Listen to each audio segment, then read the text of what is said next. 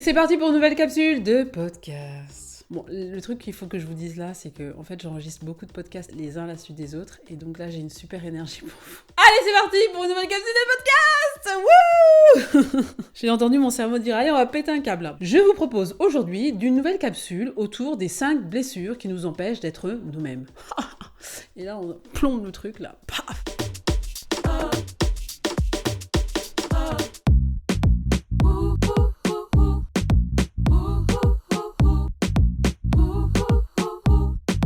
C'est un livre qui a été écrit par Lise Bourbeau, qui est un livre exceptionnel, vraiment. Prenez le temps de le lire, de le relire même, pour comprendre les blessures qui ont un impact sur vous, psychiquement, émotionnellement et même physiquement. Lise, elle vous décrit dans le livre à quel point certaines blessures ont une action sur votre transformation physique. Ah oui, c'est fou. Première blessure, le rejet. C'est une des blessures qu'on a plus ou moins tous eues. Vous pouvez vous retrouver dans les 5 blessures que je vais donner et vous pouvez avoir des blessures qui viennent de manière plus répétitive. La blessure du rejet, celle où quand vous étiez petit, on vous a dit « Oh là là, t'es moche » ou vous étiez rejeté de votre groupe de copains ou même là, vous avez été rejeté adulte par un conjoint. La blessure du rejet est une blessure assez classique malheureusement qui fait que vous vous mettez ce qu'on appelle le masque du fuyant. C'est-à-dire que vous avez tendance à fuir les situations, vous êtes assez mal à l'aise, vous préférez être invisible même, vous avez envie de disparaître. Vous voulez pas qu'on vous voit en fait. Ça, c'est vraiment les conséquences d'une blessure de rejet. Donc ça vous permet de vous identifier, peut-être vous dans votre blessure du rejet, ou d'identifier d'autres personnes que vous connaissez et de visualiser, de comprendre que cette personne peut avoir une blessure du rejet. Deuxième blessure, la blessure de l'abandon. Donc vous avez été abandonné. Alors l'abandon, je vais vous dire un truc, et là vous allez dire c'est fou, ça peut se manifester hyper tôt. Votre mère vous tient dans les bras, voilà,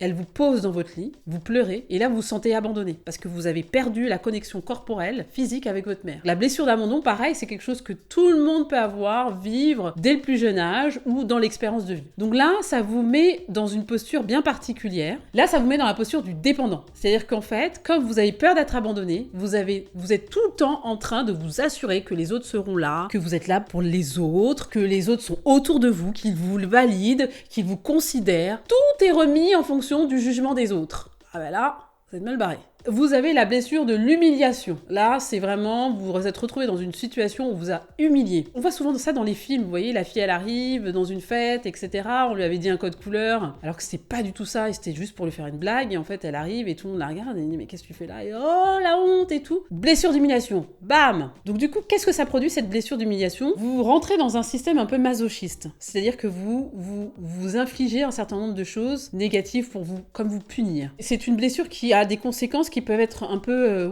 qui sont complexes. Vous pouvez tout à fait le gérer, il n'y a pas de souci, mais c'est vrai que c'est des conséquences un peu complexes. Vous avez une forme de dégoût par rapport à vous-même. Le fait d'avoir été humilié par les autres vous met dans une situation où vous n'avez pas de validation du monde dans lequel vous êtes, et plutôt que vous avez ce sentiment de dégoût qui peut se faire envers vous. Donc il y a plein de conséquences qui peuvent être liées à ça. Vous avez une dimension de, vous considérez pas, vous donnez pas beaucoup d'amour en fait. La blessure de la trahison.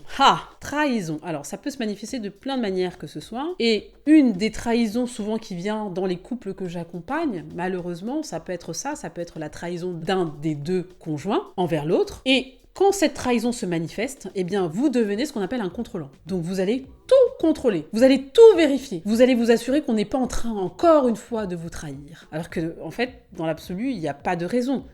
Cette trahison peut intervenir une fois, mais pas forcément 2, ni 3, ni 4. La blessure est tellement profonde, elle a peut-être été répétée aussi plusieurs fois, qui fait que vous vous mettez dans une posture où vous contrôlez tout, vous prenez votre portable de votre mec, vous regardez où est-ce qu'il a été, qu'est-ce qu'il a fait, vous regardez tout, vous fouillez dans ses poches. Là, vous êtes dans une posture de contrôlant, donc les conséquences de ça sont aussi un peu désagréables pour vous, parce que ça vous demande, vous êtes tout le temps stressé, quoi. Vous êtes tout le temps pas bien, vous n'avez pas confiance en vous, ni en l'autre. Dernière blessure, l'injustice. La blessure de l'injustice. Vous trouvez que c'est injuste. Maman, c'est injuste. J'ai pas eu ça, c'est injuste. Cette blessure d'injustice vous met dans ce qu'on appelle le masque du rigide. Donc vous n'avez pas de tolérance au manque de justice. Mais tolérance zéro. Vous considérez qu'en fait, les personnes qui ne respectent pas l'équilibre de la balance, comme les signes de la balance, qui sont souvent dans cette dimension-là, ceux qui ne respectent pas l'équilibre de la justice, eh bien, sont bannis. En fait, vous ne respectez pas de manière intrinsèque mes valeurs. Donc je ne vous considère pas. Et donc on rentre dans un truc qui est très dur à vivre, parce que vous infligez, vous imposez à l'autre, de par votre blessure, ce type d'environnement. Voilà, écoutez, les 5 blessures, c'était pas un sujet qui était rigolo, mais bon, l'idée c'était que vous puissiez vous identifier dans ces blessures, peut-être comprendre pourquoi vous étiez comme ça ou comme ci. N'hésitez pas à faire des commentaires sur les blessures que vous avez le plus reçues ou comprises de vous. Voilà, c'est une évolution, c'est un pas vers la découverte de vous-même. Je vous souhaite une bonne fin de journée et plein de bonnes choses.